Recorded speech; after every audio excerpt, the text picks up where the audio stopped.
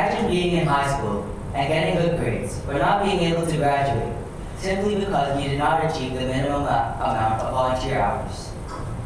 This was the case in 2018, when 800 students from a specific school board did not graduate just because they did not achieve the minimum of 40 hours. This is a big problem in our community, and no one is taking actions to solve it. The problem is that there is not a platform for students and organizations to connect with one another. When school boards come in, they lack the resources to give students volunteer opportunities. Therefore, our solution is Servi, the link between volunteers and organizations.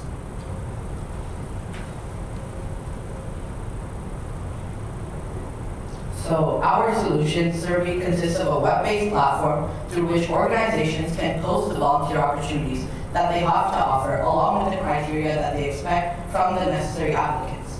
This way, we can tailor the notifications that students who are on the website get in order to make sure that organizations are getting the necessary candidates who have the necessary qualifications and also have an interest in pursuing this field in the future.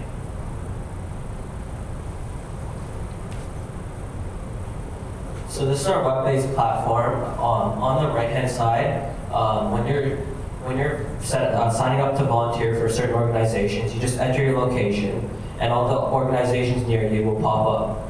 Once you click the submit button, your resume on the left over here will be submitted to each one you submit to.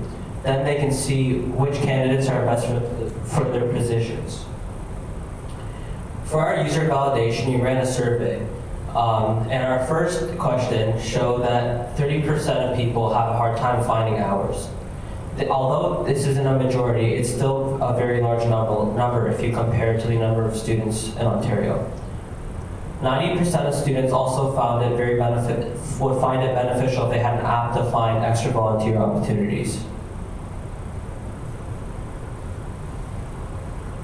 Now for our business model, it's very straightforward with a slide list. So, like many other websites, we will be running ads. So we'll be showing student-friendly ads such as Tim Hortons or SBC companies like Tim Hortons, like that stuff, and Old Navy and other clothings you generally find. Other stores you can generally find.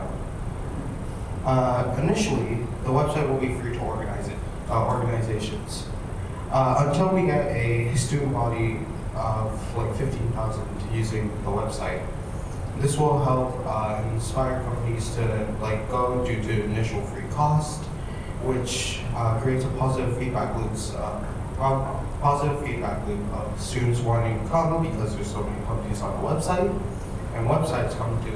and companies going to the website because there's so many students. The value of this website is that no other website connects volunteers and volunteer organizations based off their skill set. And we can also promote this website through schools. So we can partner with school boards and make a deal to help promote the student body. Now, we have a lot of future prospects that we're interested in.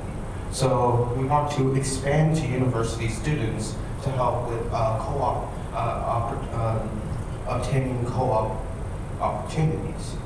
We can also expand to regions where the problem is imminent and affect more organizations and more students. We also want to help promote events in local communities and help create stronger communities through these events. And this is our team that worked on it. And yeah, that's our presentation.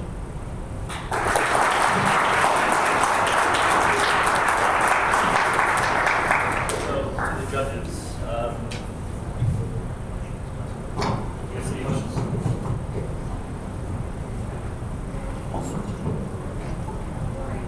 Hi guys, excellent presentation and very brave for going first, so good job. Yeah, I really like your idea and I think you shared some really good insights. Now I'm curious to hear what you think will make money for you guys, or do you think this will be a not-for-profit venture? Most of the money will come from the organizations paying to market. So Basically, when organizations are trying to find volunteers, they have to pay to advertise. And this kind of helps them become more efficient with their advertising because it comes to a website where all students are. This will be after, as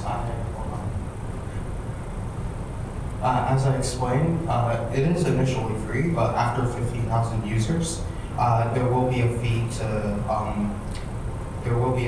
like advertise on our site. Funding will also come through the advertisements that we have on the website. Yeah, and so it's a bit of a chicken and egg, right? You want to get to 50,000 users, but how are you going to get there? Advertising, we could promote it through schools, but what we initially want is, with the free cost of advertising, we want companies to come to our website because everyone loves free advertising. For this, we could showcase this to the student body and show that we have a lot of companies on our website and we can help them with volunteer opportunities. And That's great, thank you. All right, good job, guys. That was excellent. I love the social aspect of this, and I especially liked how you guys were thinking about expansion beyond just the volunteering. One question, which is perhaps a little bit similar, well, actually two questions. One, I really want to understand if you've thought through how you're going to incentivize or really onboard the students, and that kind of ties into, have you thought about sort of what are some competitive sort of platforms in this space that are doing similar things?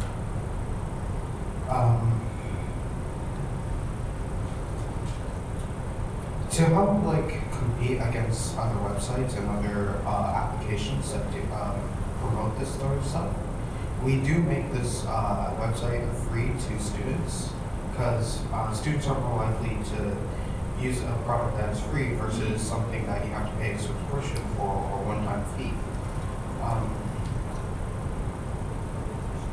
So, like, We adding also, on to what he said, usually like in grade 8 or beginning of grade 9, they usually give you a sheet if you want to do volunteer hours. You can go to your guidance counselor and they give you a sheet of like kind of recommended things. So like maybe helping out in camp or something, but they don't give you specifics. So we could probably link this and put it on those papers on the forms that they give you as a student volunteer, so then that would incentivize them to use it.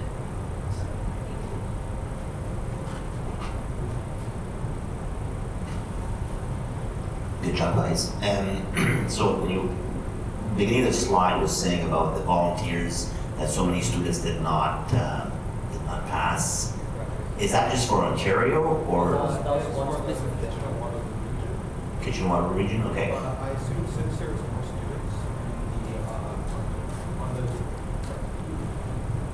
It was for the Waterloo region, Right. but since the TDSB and there are many other school boards in Ontario, I assume this number can only be higher with more students. So the app would be only for Ontario, or are you going to go prevent Canada-wide? Is this issue also in other provinces? So we plan on starting in Ontario, and after succeeding in Ontario, we plan to expand to across Canada and wherever the problem is in. So the States or Europe or wherever the problem is. And the other question I have is the industries that you're going to be helping. Are you going to start with maybe specific certain skill sets, or are you going to go wide directly? Specifically, give an example. You say volunteers for administration, right? And volunteer for a certain sector. Start small, or are you going to go pick all of them and go wide that way? So first we'll start with organizations that are certified. So you know how MeToMe is certified or UNICEF is certified volunteer. So we start with companies like that, so there's some credibility behind them. And we probably start with some smaller positions like administrative, like you said, and maybe like one-day organization, like passing out water bottles, helping out with organization. And then maybe as it grows, you can start getting some higher volunteer positions too. Thank you.